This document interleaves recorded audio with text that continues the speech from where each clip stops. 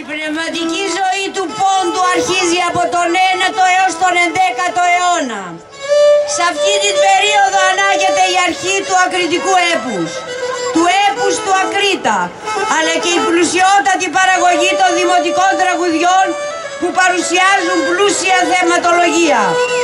Στους θεματάρχες του πόντου, οι αυτοκράτορες του Βυζαντίου παραχωρούσαν για γεωστρατηγικούς λόγους ιδιαίτερα προνόμια, απεριόριστη διοικητική αυτονομία και διαδικασίες. Όσο διάστημα κράτησε η κοινωνική και φορολογική πολιτική, είχε ως αποτέλεσμα την εθνική συνείδηση των ντόπιων κατοίκων. Ένιωθαν τον εαυτό τους υποχρεωμένο να ζει και να ριζώνει στα μέρη εκείνα, πολεμώντας τους αλλοεθνείς που επουβουλεύονταν την περιοχή τους, αλλά και την ίδια τη ζωή και την περιουσία τους. Η εθνική συνείδηση έκανε τους ακριτικούς πληθυσμούς να αγαπήσουν τον τόπο τους, να θυσιάζονται γι' αυτόν, να το φροντίζουν και να τον τραγουδούν. Πουθενά αλλού σε όλο το βυζαντινό χώρο δεν υμνήθηκε τόσο κύκλος των ακριτικών τραγουδιών όσο και στον Πόντο. Η λαϊκή μούσα ξεχωρίζει σανδρία και αρετή, τον πιο θαυμάσιο Ακρίτα. Ακρίτα, αετέ περήφανε, Έλενε δοξασμένε, ποιος θα έρτε έμπρας και κιθαρούς σοχόμαν, τάρματα σε βλόεσεν, Θεός και Παναία, και έχνε τη δόξα σύντροφων. Τη νίκη παραστάτεν, κρούγνες υγιήν και συντρομάς, σοχόμαν και ματούτε, υψούντανε στον ουρανόν και λάμπτο έθνος όλεν.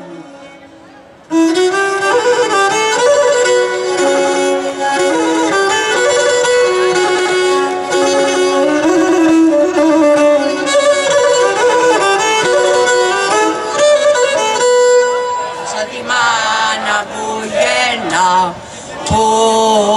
γένα τα 30 χρόνια μίαν, τα 30 χρόνια μίαν, τραντελέναν, τραντελέναν, και Ακρίτα Σαρασία, Ακρίτα Σαρασία, δεν γελάει στον πόλεμον, στον πόλεμον, για την ελευθερία, για την ελευθερία.